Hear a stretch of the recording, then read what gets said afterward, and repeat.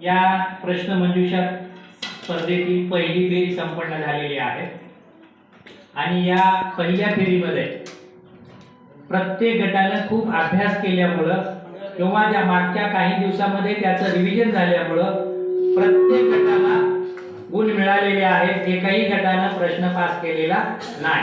आता आपण या दुसऱ्या फेरीला सुरुवात करणार आहोत। त्या दुसऱ्या फेरीमध्ये गट क्रमांक 2 डॉक्टर बाबासाहेब आंबेडकर गट इथून सुरुवात करणार आहोत। यानंतर जर प्रश्न नाही उत्तर नाही आलं तर तो प्रश्न पंडित नेहरू या गटाकडे पास होईल। चला सुरुवात करूया प्रश्नासाठी।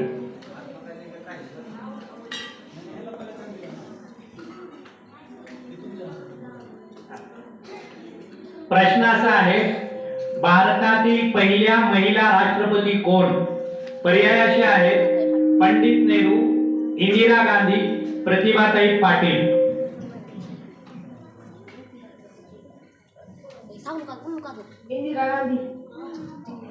इंदिरा गांधी उत्तर चुकलेलं आहे आणि प्रश्न हा पास होतोय पंडित नेहरू गटाकडे। प्रतिभाताई पाटील उत्तर बरोबर आलेलं आहे। बोनस म्हणून पंडित नेहरू गटाकडे 1 गुण गेलेला आहे। आता दुसऱ्या फेरीतील पुढचा प्रश्न पंडित नेहरू गटाकडे आलेला आहे।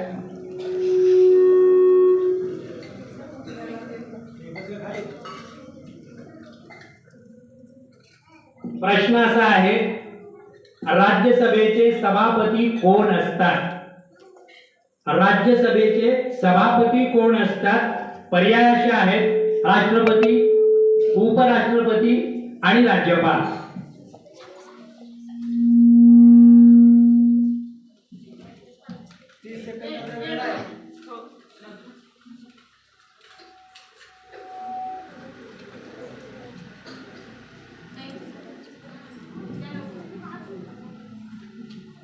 राज्यपाल उत्तर चुकलेलं आहे। राज्यसभेचे सभापती कोण असतात? म्हणून पुढच्या गटाकडे पास होतोय डॉक्टर राजेंद्र प्रसाद या गटाकडे। प्रश्न, राज्यसभेचे सभापती कोण असतात? राज्यपाल, राष्ट्रपती, उपराष्ट्रपती। उपराष्ट्रपती उत्तर अतिशय करेक्ट दिलेला आहे, म्हणून 1 गुण डॉक्टर राजेंद्र प्रसाद गटाकडे। आता पुन्हा एकदा संधी या दुसऱ्या फेरीतील पुढच्या प्रश्नाकडे डॉक्टर राजेंद्र प्रसाद या गटाकडे आतोय। या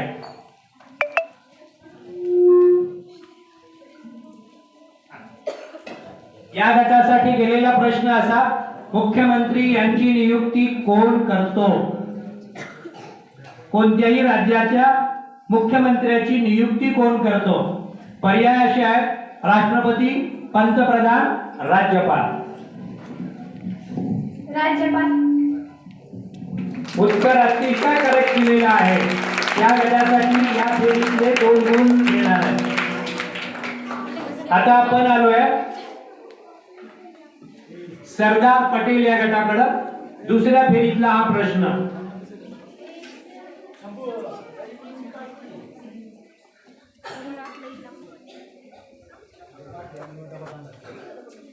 या गटासाठी आलेला प्रश्न असा, संविधान दिवस केव्हा साजरा करतात? 26 जानेवारी, 26 नोव्हेंबर, 15 ऑगस्ट। 26 नोव्हेंबर उत्तर 26 नोव्हेंबर अतिशय करेक्ट आहे। या फेरीतले या गटाचे 2 गुण या गटाला मिळणार आहे। दुसऱ्या फेरीतला शेवटचा प्रश्न महात्मा गांधी गटाकडे जातोय।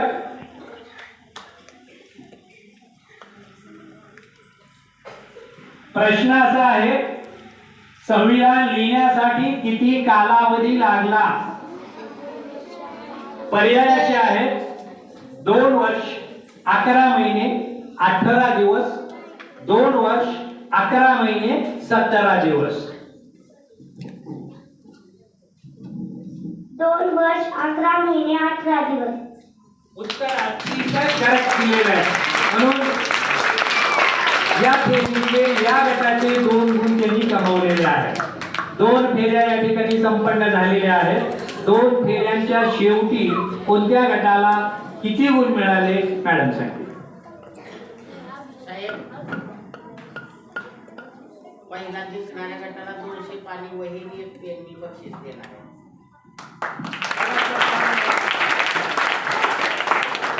दुसरी फेरी संपली आहे. महात्मा गांधी गटाला 2 गुण मिळालेले आहेत आणि पहिल्या फेरीचे 2 गुण असे एकूण 4 गुण आहेत. डॉक्टर बाबासाहेब आंबेडकर गटाला पहिल्या फेरीचे 2 गुण आणि दुसऱ्या फेरीमध्ये 0 गुण मिळालेले आहेत. असे एकूण 2 गुण मिळालेले आहेत. पंडित जवाहरलाल नेहरू गटाला पहिल्या फेरीमध्ये 2 गुण, दुसऱ्या फेरीमध्ये फक्त बोनस 1 गुण असे मिळून 3 गुण मिळालेले आहेत. आणि डॉक्टर राजेंद्र प्रसाद गटाला पहिल्या फेरीमध्ये 2 गुण, दुसऱ्या फेरीमध्ये 2 आणि 1 बोनस असे 5 गुण मिळालेले आहेत. आणि प्रकाश पटेल गटाला पहिल्या फेरीमध्ये 2 गुण, दुसऱ्या फेरीमध्ये 2 गुण. त्यांच्या दुसऱ्या फेरीमध्ये अव्वल स्थानावर आहे डॉक्टर राजेंद्र प्रसाद गट. आता आपण तिसऱ्या फेरीकडे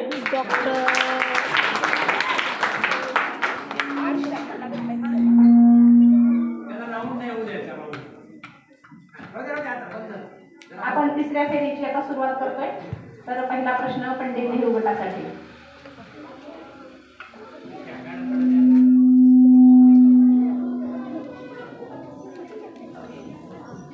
सर्वोच्च न्यायालयाच्या न्यायाधीशाची नेमणूक कोण करतो? राष्ट्रपती, उपराष्ट्रपती, पंतप्रधान.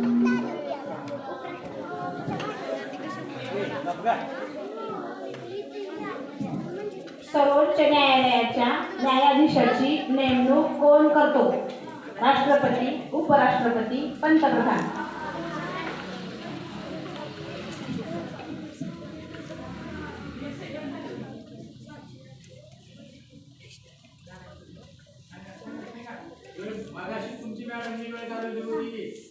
पंतप्रधान. उत्तर चुकलेलं आहे. तोच प्रश्न पुढच्या राजेंद्र प्रसाद गटाकडे. राष्ट्रपती. राष्ट्रपतीचे योग्य उत्तर आहे. राजेंद्र प्रसाद गटाला 1 बोनस गुण या ठिकाणी मिळालेला आहे.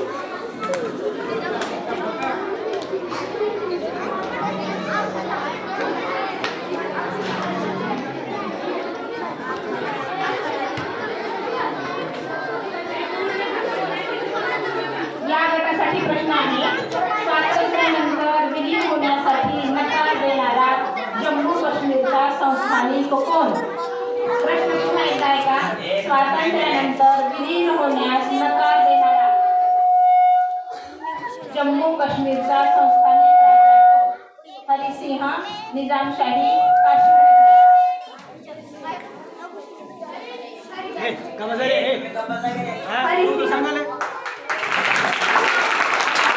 उत्तर बरोबर आहे.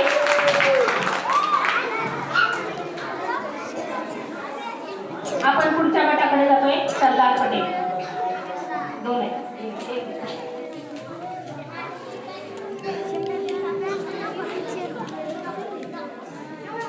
अनुच्छेद 370 कोणत्या राज्याशी संबंधित होते? प्रश्न पुन्हा आहे का? अनुच्छेद 370 कोणत्या राज्याशी संबंधित होते? जुनागड, निजामशाही, जम्मू काश्मीर. जम्मू काश्मीर. जम्मू काश्मीर हे उत्तर बरोबर आहे.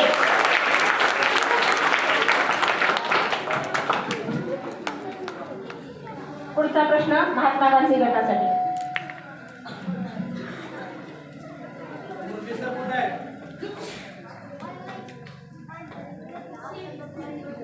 कोणत्या सभागृहास कायम सभागृह म्हणतात? राज्यसभा, लोकसभा, विधानसभा.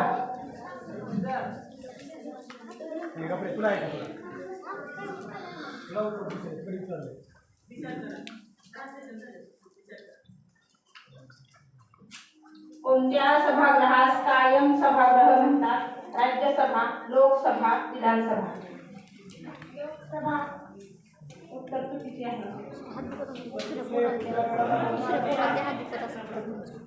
हाच प्रश्न आता आपण पुढच्या गटाकडे पास करतोय. प्रश्न एक आहे, कोणत्या सभागृहास कायम सभागृह म्हणतात? राज्यसभा, लोकसभा, विधानसभा. विधानसभा. प्रश्न पुन्हा एकदा सांगा मला.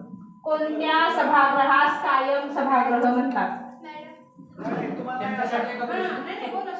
बोला. हा, आता सगळ्यासाठी राधा एक वहीचं पान दे. राज्यसभा. राज्यसभा हे बरोबर उत्तर आहे. त्याच्यासाठी काय वाजवा? त्याच्यासाठी एकदा काय बोला.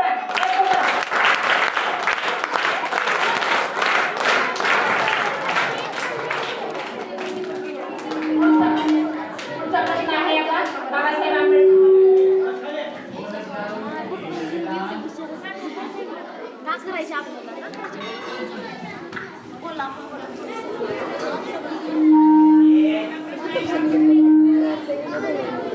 सर्वोच्च न्यायालयाचे मुख्यालय कोठे आहे? दिल्ली, पुणे. सर्वोच्च न्यायालयाचे मुख्यालय कोठे आहे? दिल्ली, मुंबई, पुणे.